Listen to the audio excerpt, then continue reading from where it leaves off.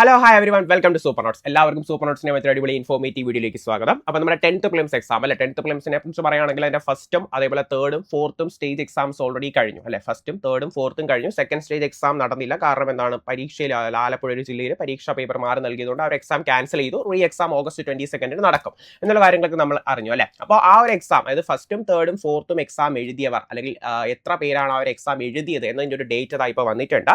എല്ലാവരും അറിയുന്ന പോലെ അല്ലെങ്കിൽ പ്രതീക്ഷിക്കുന്ന പോലെ തന്നെ കൺഫർമേഷൻ കൊടുത്ത അത്രയും പേര് എന്ത് ചെയ്തിട്ടില്ല, ഈ 3 സ്റ്റേജ് എക്സാംസും എന്ത് ചെയ്തിട്ടില്ല, എഴുതിയിട്ടില്ല. അപേക്ഷ അല്ലെങ്കിൽ പരീക്ഷ എഴുതിയവരുടെ എണ്ണത്തിൽ എന്ത് ചെയ്തിട്ടുണ്ട്, നല്ല രീതിയിൽ കുറവ് വന്നിട്ടുണ്ട്.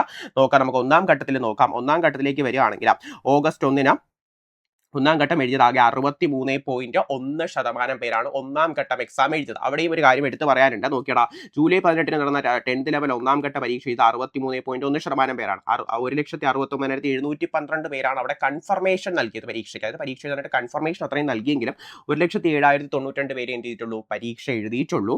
പക്ഷേ അവിടെ ഒരു പ്രശ്നമുണ്ട്. നമ്മുടെ ആലപ്പുഴ, അവിടെ എന്താണ്, ആലപ്പുഴ ലജ്നത്തുൽ മുഹമ്മദിയ സ്കൂൾ സെന്റർ 2-ൽ പരീക്ഷ എഴുതിയുടെ എണ്ണം ഉൾപ്പെടെയുള്ള കണക്കാണിത്. അപ്പൊ എന്ത് ചെയ്യില്ല, ഈ പരീക്ഷ എന്തായാലും ആലപ്പുഴയിലെ ആ ഒരു സെന്ററിൽ നടന്ന പരീക്ഷ എന്തായാലും ക്യാൻസൽ ചെയ്തു. അപ്പൊ ഇത്രയും പോലും എന്ത് ചെയ്തിട്ടില്ല, ഇത്രയും പോലും ശതമാനം എന്ത് ചെയ്യില്ല, ഒന്നാം ഘട്ടം എഴുതിയിട്ടില്ല. ഓക്കെ, അപ്പൊ ഇതിലും കുറവാണ് എന്താ, ഒന്നാം ഘട്ടം പരീക്ഷ എഴുതിയവർ. അവർക്ക് എന്ത് ചെയ്യും, ഓഗസ്റ്റ് 22 റീ എക്സാം നടക്കും എന്നുള്ള കാര്യം കൂടി പറയുന്നുണ്ട്. ഇനി 3ഉം 4ഉം ഘട്ടത്തിലേക്ക് വരികയാണെങ്കിൽ മൂന്നാം ഘട്ടം എഴുതിയത് 57.52%. അതായത് ഈ നടന്ന സ്റ്റേജിൽ ഏറ്റവും കുറവ് പേര് പരീക്ഷ എഴുതിയിരിക്കുന്നത് തേർഡ് സ്റ്റേജിലാണ്. ദെൻ ഫോർത്ത് സ്റ്റേജ് നോക്കുകയാണെങ്കിൽ 62.55% പേരാണ്. ഓക്കെ, അതേപോലെ വേറെ പ്രധാനപ്പെട്ട കാര്യം കൂടി പറയുന്നുണ്ട്. 3ഉം 4ഉം ഘട്ടം എഴുതാൻ കഴിയാതെ പോയവർക്ക് ഓഗസ്റ്റ് 22 വീണ്ടും പരീക്ഷ എഴുതാൻ, അതായത് സെക്കൻഡ് സ്റ്റേജ് എക്സാമുകാരോടൊപ്പം എഴുതാൻ ഒരു അവസരം കൂടി പറയുന്നുണ്ട്.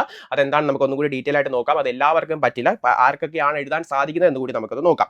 അപ്പോൾ ഓഗസ്റ്റ് 1 രാവിലെ 10 മുതൽ 11:35 നടന്ന എന്താണ് 10th ലെവൽ കോമൺ പ്രിലിംസ് മൂന്നാം ഘട്ടം എഴുതാൻ 57.52%. അതേപോലെ കൺഫർമേഷൻ നൽകിയ 1,69,702 പേരിൽ ആകെ 97,605 പേരെ എന്ത് ചെയ്തിട്ടുള്ളൂ, പരീക്ഷ എഴുതിയിട്ടുള്ളൂ. അതേപോലെ എന്താണ് അടുത്ത നാലാം ഘട്ടത്തിലേക്ക് നോക്കുകയാണെങ്കിൽ 1,69,699 പേര് എന്ത് ചെയ്തു, കൺഫർമേഷൻ നൽകിയിട്ടുണ്ട്. പക്ഷേ കൺഫർമേഷൻ നൽകിയതിൽ 1,06,152 പേരാണ് എന്താ, പരീക്ഷ എഴുതിയിരിക്കുന്നത്.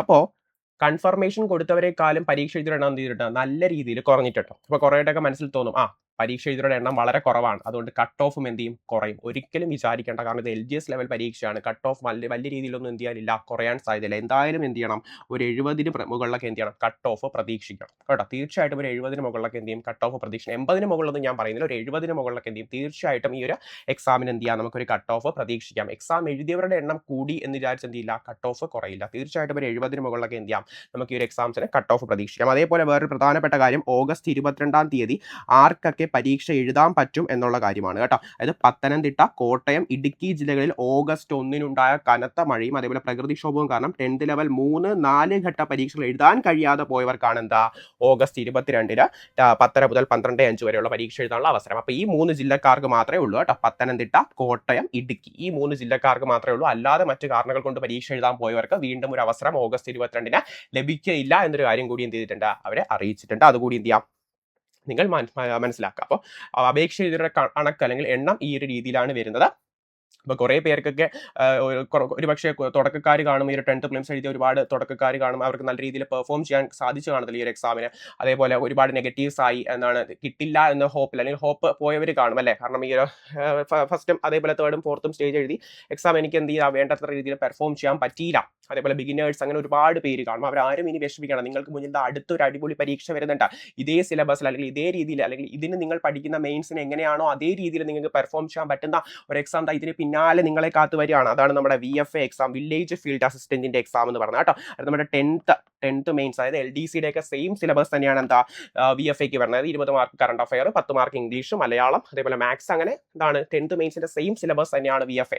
ഈ പരീക്ഷ അപേക്ഷ നോക്കുകയാണെങ്കിൽ ഞാൻ ഇത് എഴുതി കിട്ടാത്തവരോട് പറയുകയാണെങ്കിൽ, ഇതൊരു പക്ഷേ നല്ല രീതിയിൽ പെർഫോം ചെയ്യാത്തവർക്ക് അല്ലെങ്കിൽ എന്താണ് നല്ല രീതിയിൽ എനിക്കിത് ക്രാക്ക് ചെയ്യാൻ പറ്റില്ല, അല്ലെങ്കിൽ ഇത് എന്താണ് ചില ഒരു പക്ഷേ എനിക്കിത് നല്ല രീതിയിൽ പെർഫോം ചെയ്യാൻ പറ്റിയില്ല ഈ ഒരു 10th പ്രിലിംസിന്, അങ്ങനെയുള്ളവരോട് ഞാൻ പറയുകയാണ്, നിങ്ങൾക്ക് നല്ലൊരു അവസരമാണ് എന്ത് വരാൻ പോകുന്ന VFA എക്സാം. അതിൽ വേറൊരു പ്രത്യേകത കൂടി എന്തെന്ന് വെച്ചാൽ, ഇതിന് പ്രിലിംസും മെയിൻസും ഇല്ല. VFAക്ക് എന്തേ ഒറ്റ എക്സാമേ ഉള്ളൂ. സോ ഇപ്പോഴേ നിങ്ങൾ നിങ്ങളുടെ പ്രിപ്പറേഷൻ സ്റ്റാർട്ട് ചെയ്യുകയാണെങ്കിൽ തീർച്ചയായിട്ടും അല്ലെ ഡേറ്റ്സ് ഒക്കെ ഓൾറെഡി വന്നിട്ടുണ്ട്. സെപ്റ്റംബറിലും ഒക്ടോബറിലുമായിട്ടൊക്കെയാണ് എന്താ 3 ഘട്ടങ്ങളായിട്ട് ഓരോ ജില്ലകൾക്കും എന്ത് ചെയ്യും എക്സാം നടക്കും. സോ എന്ത് ചെയ്യുക കൃത്യമായിട്ട് ഇപ്പോഴേ നിങ്ങളുടെ പ്രിപ്പറേഷൻ സ്റ്റാർട്ട് ചെയ്യുകയാണെങ്കിൽ എന്ത് ചെയ്യും നിങ്ങൾക്ക് VFA എന്ന് പറയുന്ന എക്സാം ഈസി ആയിട്ട് ക്രാക്ക് ചെയ്യാം. സോ പ്രിലിംസ് വേണ്ട രീതിയിൽ പെർഫോം ചെയ്യാൻ പറ്റാത്തവർക്ക് നല്ലൊരു ഗോൾഡൻ ഓപ്പർച്യൂണിറ്റിയാണ് വരുന്ന VFA എക്സാം എന്ന് പറയുന്നത്.